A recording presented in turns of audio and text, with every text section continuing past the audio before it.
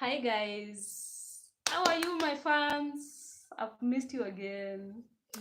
It's yet another episode about my life story when alive to my son, Mr. Wishgate. Mr. Wishka. My name is Twilly underscore Alice. Welcome to today's episode.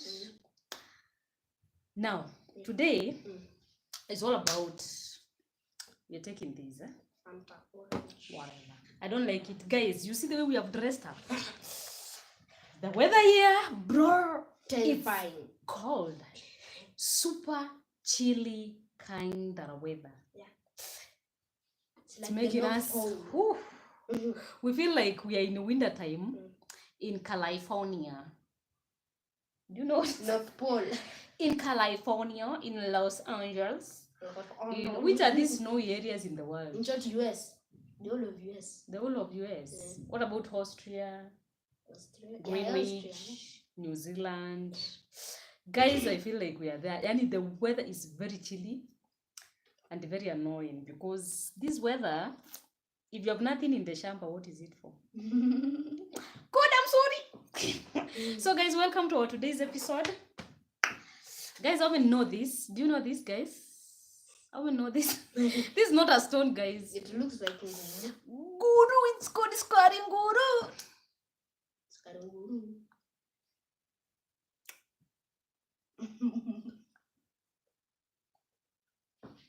I like it. I think it's normally melted sugar. Hey, guys, if you are watching and you have not subscribed, you need another slap. One slap of this one. Choo.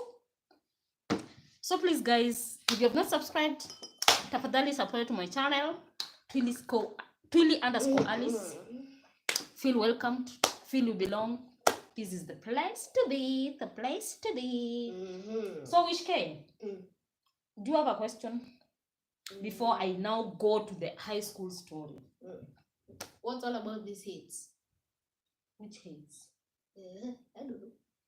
Oh, guys, today I'll be talking about the things that I hated when growing up. Anything that I hated when growing up. I already have. Guess the first one. He knows the first one. Washing utensils. Cleaning utensils. God. Yani, I hate cleaning utensils. Now, guys, this came. Do you know this 18 of cleaning utensils? Ata kwangu, even in my own house, I just hate cleaning utensils. I better blame somebody to come and do that work, but not me. So the reason why I hated washing utensils is because when we were growing up, remember we are sisters, all of us. We are four of us, four girls. Now, the way people say that second bonds are usually kind of forgotten, actually for me, I felt it's like I was kind of forgotten. Because the first born, our work was only washing clothes. And do you wash clothes every day? No. Weekend on Saturday only. Cleaning utensils, that was a house chore that was assigned to you. Just imagine, guys, I get out of school at 5 p.m. Then you find utensils za kutoka jana jioni usiku. They are waiting for you there. There's no sink, there's no water from the tap, nini. You have to fetch water. Not fetching as far as going to the river, no.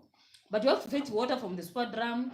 You take the utensils outside. You know you are not to clean utensils inside the one, whatever, the sitting room, which is just a one room. So you have to take the utensils there outside. You have to arrange the basins. You put water. Then you wash. Then the worst bit of it, guys, dare break a utensil. My friend, I could be beaten because of even some utensils that I didn't break. Because, you know, my mom could assume sometimes, she could assume that because I'm the one who cleans utensils, I'm the one who knows why a certain utensils are broken. And that assumption is so bad, guys, because anyone can be holding a utensil, like maybe the plates, the mugs, the flask. It can just drop even if you are not the one who washes the what. But now the worst bit of it, my mom could come maybe maybe a flask was broken, or a mug, or this kitambo moms, guys. So just because I'm the one who cleans the utensils, when my elder sister is asked, she says she doesn't know who broke it. So my mom turns her hair on me to say that I'm the one who broke because I'm the one who cleans the utensils. So that thing used to annoy me. There's a certain time I'll never forget. I think it was a basin, the cleaning, those basins for cleaning utensils. Then it was already, it had a crack already. Then all of a sudden, when I put water, the water just pours down. So when my mom came, she was like, and you broke this basin and you're not saying. Because my mom used to tell you, make sure you say anything, anytime you break anything, just make sure you say. Otherwise, if I find it myself, I'll beat you seriously. So now this basin, I've just got it with a crack. I don't know where the crack came from.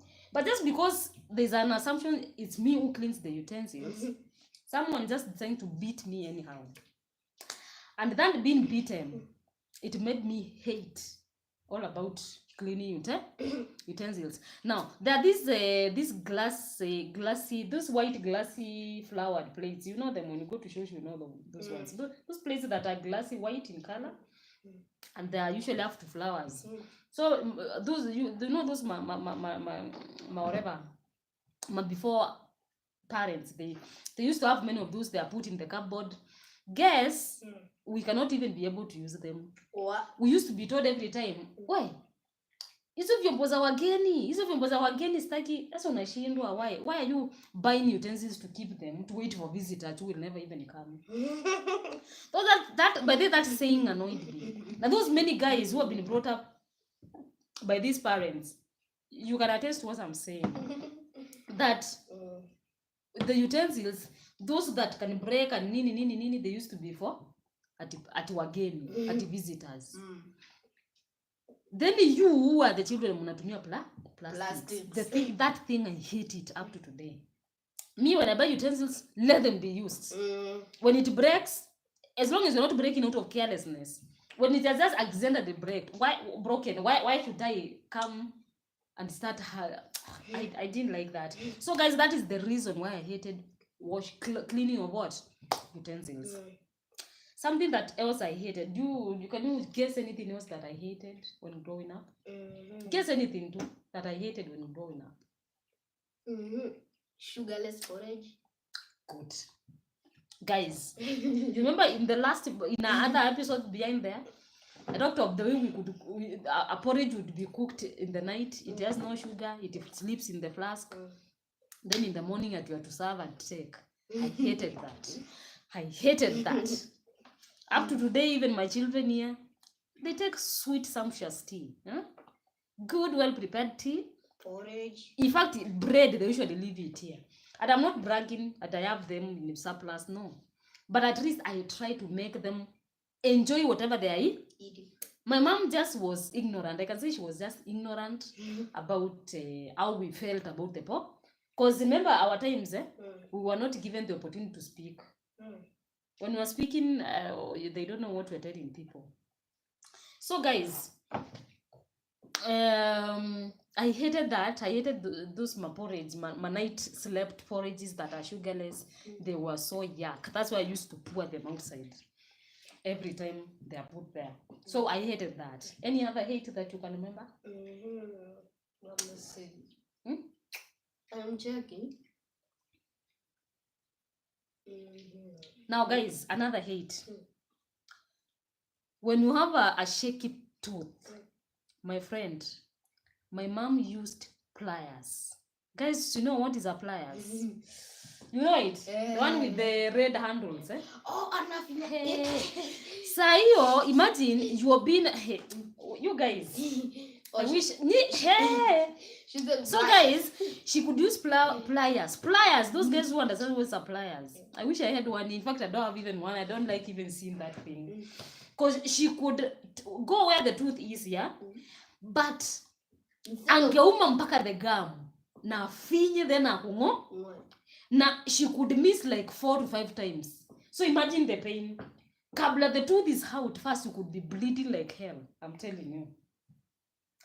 Mpaka wa leo, I've never bought that thing called pliers. That thing called pliers in my house, never.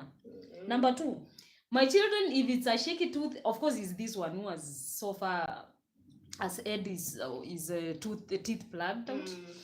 I just use a normal what? Those black shoe strings, threads, zile za kushona viatu. And I wait until it is okay. Mpaka imetingika kabisa, unapata hapo ukisukuma hivi inatoka.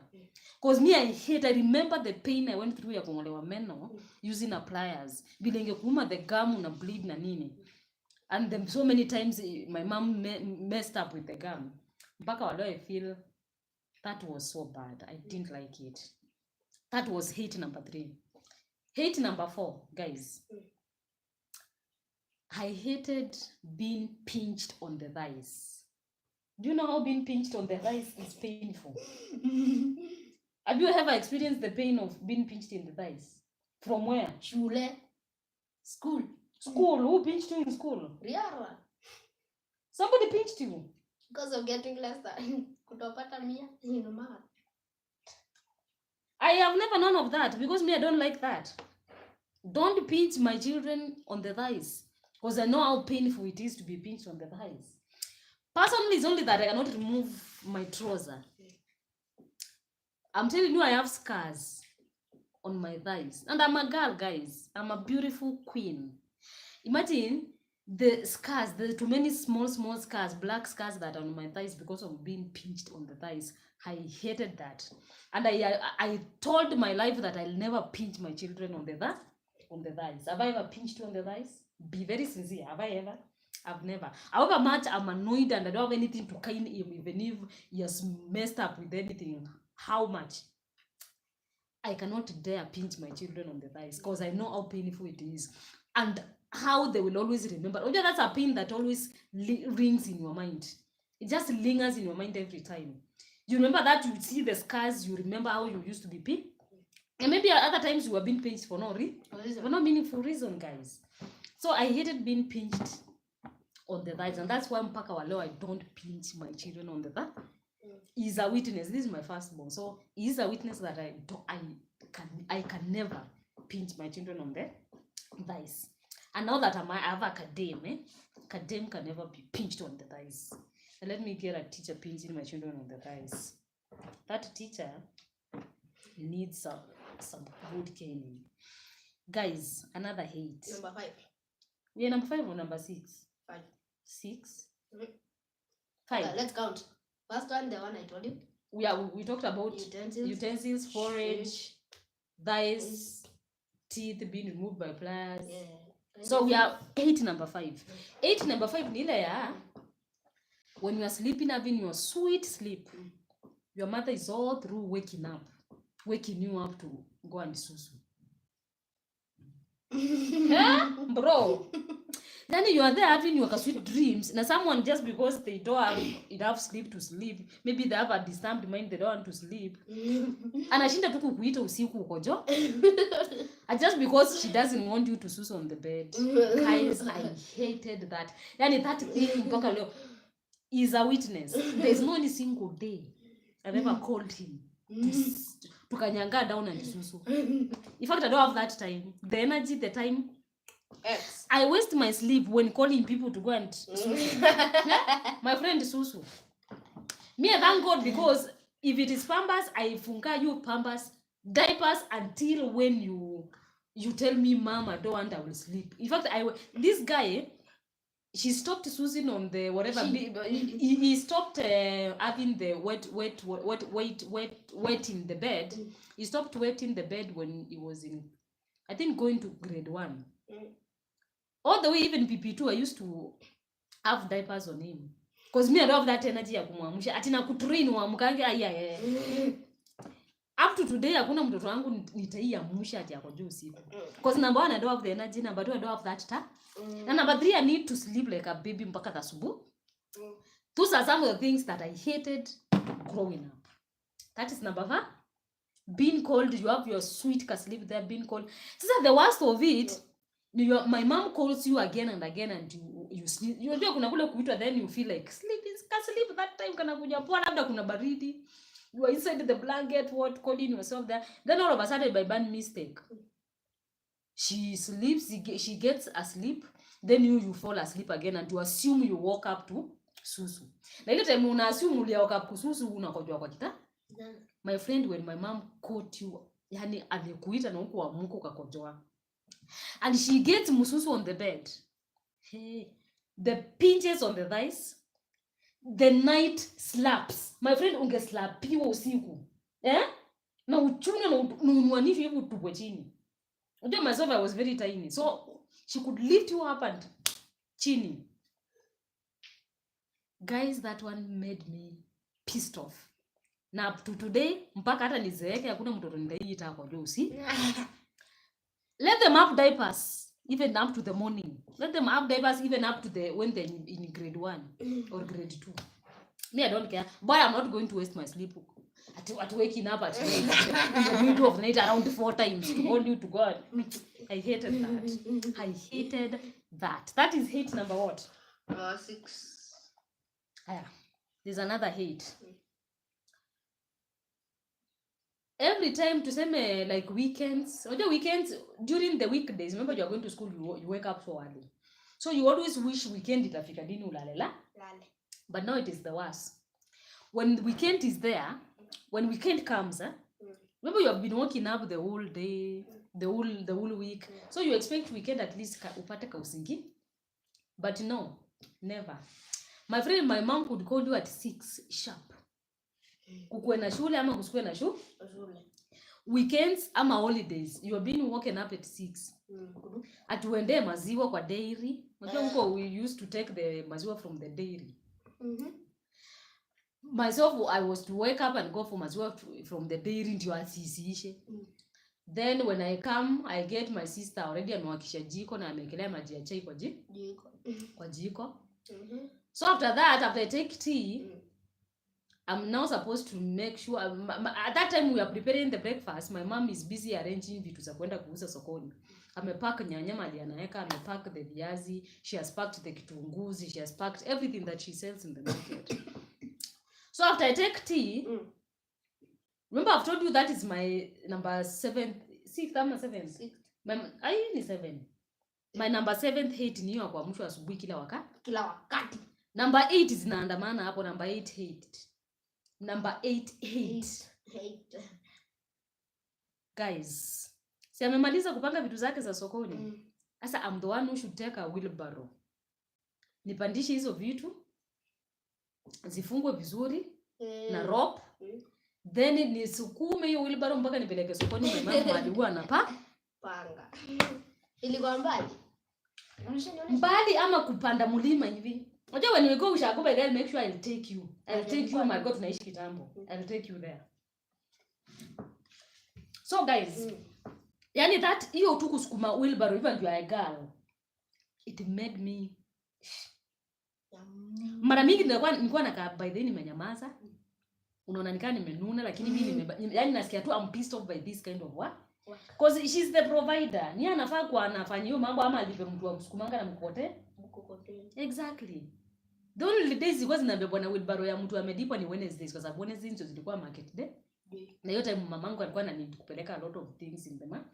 But weekdays, as a weekdays, my friend, kila wakati mimi nilikuwa napeleka sokoni. Anaenda nafagia sokoni, then nazikufunikia hapo, then narudi kwa nyumba. Ndio my mom sasa hiyo time apande na yeye sokoni akuja apange, then yakaya that is my number 8 hate. Number 8. I hated it. I hated that, guys. I hated that. There's some things by there I cannot subject to my children. It will never happen. It will never. Whenever I get a business, let me employ people to do that work. Lakini not to burden my children. Ati ndio watakuwa wanapandisha vitu sijui kwa mikononi wanasukuma mpaka mali tunauzia. It can never happen, guys. I hated that to the heart. Now that I was even a girl, I just hated that. Another hate. My mom was very strict. Mpaka unapata ukimwambia kitu, yani unafeel unaogopa kumwambia kitu.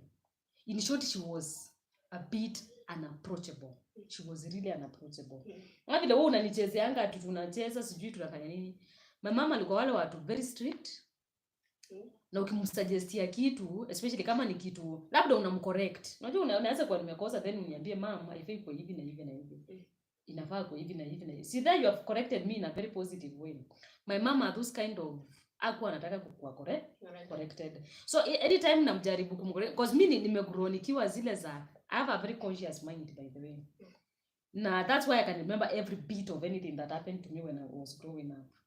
So I remember there's a certain time when I was I think form 1 or 2. Form 1 I think. Hiyo time by then tunashindia I was not even talking. I didn't want to be to talk to my mom. Ilikuwa inanibore. Because kuna zile mistake alikuwa anafanya na kwetu na feel to us children now. Na feel it's kinda inatu affect sana kama watoto, especially myself because that time I was a teenager in form 1. I'm a teenager. Na hiyo time unajua kama uelewi mtoto wako unapata mna collide sana, unapata wazazi wana collide na watoto wao sana in that teenage age. So I feel my mom didn't understand us tukua teenage age because nakumbuka there's a certain time tu alikuwa anataka kunituma niende na bike. Sasa ushagoma hadi amezaliwa niende na bike, sijui nikachukue nini huko kwao sijui what. Then that time msimesoma mambo ya menstrual periods za wanawake za wasichana. I remember that day I had my periods na nilikuwa nasikia naumwa na hapa kwa abdomen tumbo. So imagine I'm trying to explain to my mom that I'm not feeling well, that I'm having cramps and everything. She's like, kwa sababu kuna cramps sasa huwezi endesha bike. Kwani ukiendesha bike sijui inakufanya nini? I remember that thing like yesterday. Because imagine I am in cramps, I lewi kama naumwa na abdomen. I live with these periods na you can have your friction ya your private parts plus the blood. I live hiyo kitu inaweza kuleta hata vidonda. Upata hata uwezi whatever amekuleta hata na vidonda you come in the private parts, the next thing in infections, the fungal infections and everything. So the way I didn't that time nili feel do you really understand us as your girls? Do you really understand us as your daughters? Because I'm one person who will be very very cautious when my daughter comes to that stage of menstrual periods. That's a time you have to understand your girl, your daughter very well. Even you as brothers, hiyo ni watari mnapaa kumpatia your sister very humble because it is a lot that goes on inside the body, a lot. Na wakati you have the periods, especially those cramps unasikianga unaumwa na hapa na mgo na ni kuumwa ile kuumwa hata ukunywe painkiller gani it cannot heal it. You have to vumilia for those 3-4 days mpaka iishe yenyewe. So someone not understanding you, my mom being that unapproachable, it made me feel bad. Na mpaka wale I always feel like I should be, yes, I'm a strict mom, lakini when it comes to being approached, when it comes to you having an issue, having a challenge, I should be able to be approachable to you. Upatato, you can tell me anything, unaona? Lakini not a matter of you are putting that mask ya kukuwa serious all through na kuwa very strict all through mpaka unapata we are daughters but we are fearing you. Unaona? So that thing mpaka wala I always feel like being unapproachable. But because sometimes sahi ndio mimi uelewa that because she was a single mom, sahi ndio mimi uelewa is like she had so many issues. She had so many problems. Alikuwa tu na issues zake anyway. That's all I can say. She had her own problems and issues. Aya. I think I've talked about hizo. Sasa hiyo ni hate number. What is it 9? Is it 8 or 9? Hate. Tuko 9 sahi. Hate number 9 is being forced to go to school when you are sick. My mom could imagine una waste pesa yake nyamelipa fees shule anapila hapana. Going to school when you are sick. Unapata hata labda umeshinda kutapika the whole night, maybe hapa you are dehydrated, lakini yeye hataki kujua. You have to wake up and go to school. Okay. I remember there's a time I had malaria na ikakuja na amoeba. Na kuna these big medications za yellows na kuanga 4 big tablets za kuhila amoeba na typhoid. So nilikuwa nimeandikiwa, unajua those whatevers when you take them, you feel very weak. You feel so weak. So guys, I was feeling unwell na here is my mom forcing me to do what? Go to school. To go to school. It annoyed me completely. 8 number 10. 8 number 10 ni being overclothed usiku. Ati usiku unavalishwa nguo kama 200. Ati ndio usipatwe na pneumonia. Unavalishwa nguo kama 200 ati ndio usipatwe na nini? Pneumonia. Well, I thought my bundles are over. Okay. So unaimagine kuvalishwa 200 clothes to avoid pneumonia. Una sweaty usiku, unapata kupata usingizi because of the sweat and the too much hotness. Mpaka unapata kama yani it's like you're not breathing well. Mpaka wa leo these guys of mine, mtu wa pajamas hapo, pengine ukisikia baridi jifunike blanket. Si duvesa there, just jifunike blanket please. Lakini si ati nikubadilishe nguo 200 just because I'm avoid. And again, unless God watches over the city, those who do it in vain. So ni Mungu utulinda na anatukinga na magonjwa bwana. Nikivaa tu a t-shirt na nivae tu sweater, I'm okay. Hapo pengine nitajifunika nini? Blanket bwana. So me I didn't like your story ya kukuwa overclothed. Unakuwa overclothed unasikia. Yani ni kama unasikia no. I'll never. I think those are the main. When you ask me about likes, what did I like when growing up really? You liked to play. I think that's one of the thing. The only like that I can remember when grow up was just having those friends to play with. Because these guys are being raised in town. They have no true friends. They have no meaningful games to play. They're just there. You forgot to put in that charger. So guys, me, I just loved the way we had the freedom to play so many games and so many sweet games. I showed you some. I know another hate that you never liked. When you're hurt, you are going, then you tell your mom, then she continues. You are beaten. By the way. Guys, umeanguka ukaumia, ukijaribu kwenda kuambia mama anakutandika kwanza. Hata anasikia kukugonganisha hapo mahali umeumia. Is that right guys? Akimi I didn't like such.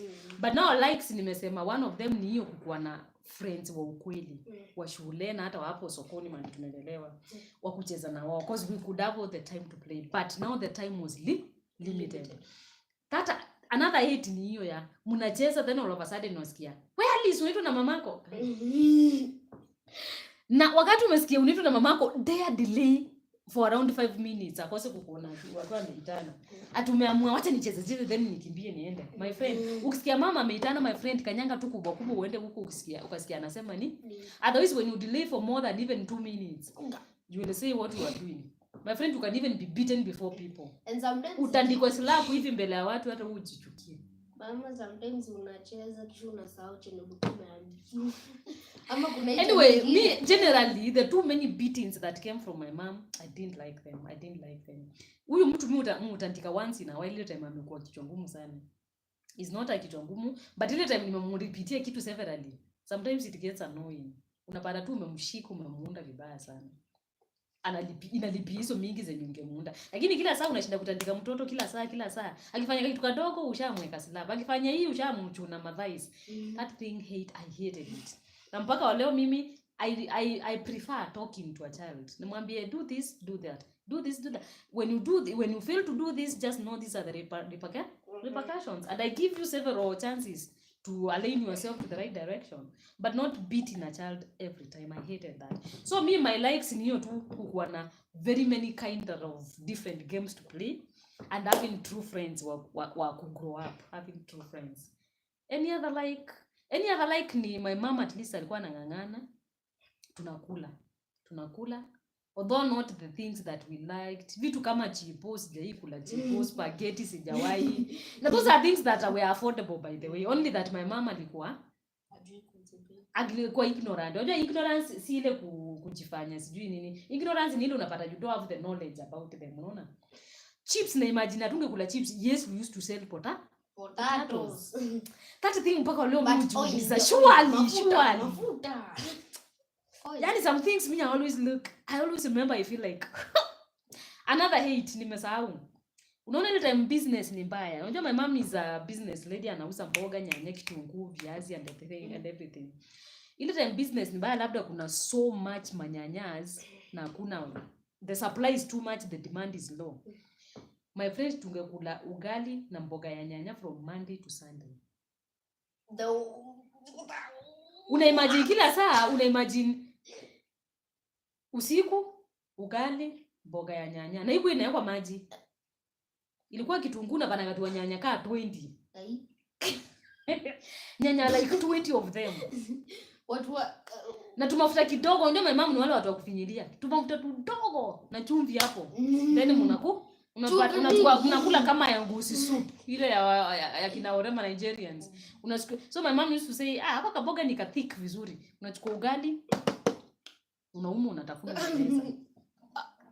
That's another hate of eating nyanya when the supply of nyanya is too much than the demand. I got another hate. That's something that I hated. Mom, I have another one. Tungenunuliwa tu sukuma ya 20 bob surely. Tungekuwa tu sawa. Mom, I have another hate. Wearing oversized clothes. Guys, nilikuwa nimesahau na hiyo. Kununuliwa nguo kubwa ati unagrow nayo. Kai. Hata kiatu unakuwa kubwa ati ndio ugrow na hao. Hata kabla ufikie the size yake ishazeeka kitaki nguo yenyewe. Up to today mtu avae nguo yenye inamtoshia ikimwacha atie bule mwingine. Wote wakimaliza kutosha kuvaa nauza ama napeana. Lakini si ati ni buy nguo oversize. It can never happen. It can never happen. So guys, those are some of my hates and likes. Likes nimemaliza by the other than plain. Na hiyo tu kuona my mama na ngangana anatuprovidea. Is there another like? Another like to nile ya kufeel, yani I was loved. By the way, I was loved by my schoolmates. Walikuwa wananibambika na mimi. I have very sweet friends of mine who just love me because I was HOP. Na nilikuwa nawaokolea sana wasichapwe. Exactly. Like kuokolea aje? Kuokolea. Kumbuki nikwambia tulikuwa class 6 una mwalimu alikuwa anaitwa Mr. Musioka, alikuwa anatandika watu mnainua mikono hivi anawachapa huko kama ukumbuki chenye alifunza jana.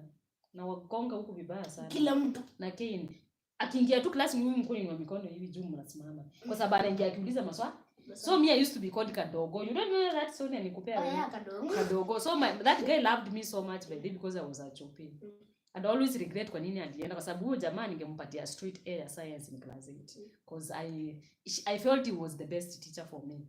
Because me alikuwa ananiweka on toes. Chenye amefunza jana kitakuwa hapa on the fingertips wakati atakuwa. So mimi nilikuwa kuna wale mademo walikuwa nakaa nyuma yangu wako wanashikanisha. So ile time nimejibu na waforwardia kajina naweza ile time wameulizwa na anti-cancer naweka hapa nyuma ya mkono hivi wanaona. Wanainua mkono wanaokolewa at least unapata hawajatandikwa. Kuchapa hivi mikono ni chungu sana huko. Yaani kuchapa hivi anachapa nikana anachapa rasa na fimbo. So it was so painful. So guys, hiyo kukua nao ma schoolmates wananipenda. I felt so good. Yeah, and those are my hates and my likes. Hates bado as they say, vitu za kuchukia ni mingi bwana. There were so many, they outweighed the likes. But all in all, I'm here and I'm to correct myself in my parenting. I have to correct myself in my parenting. That some things will never happen to my children as long as I live. They'll never happen to them. So guys, if you feel that to me share na wewe some of the whatever, some of the hates and the likes, don't fail to comment on the comment section. Tafadhali, if you have subscribed, tafadhali subscribe and hit that notification bell so that anytime we are dropping any new episode, you're there na yonayo unapatana nayo. Okay guys, love you guys. Bye guys. Bye.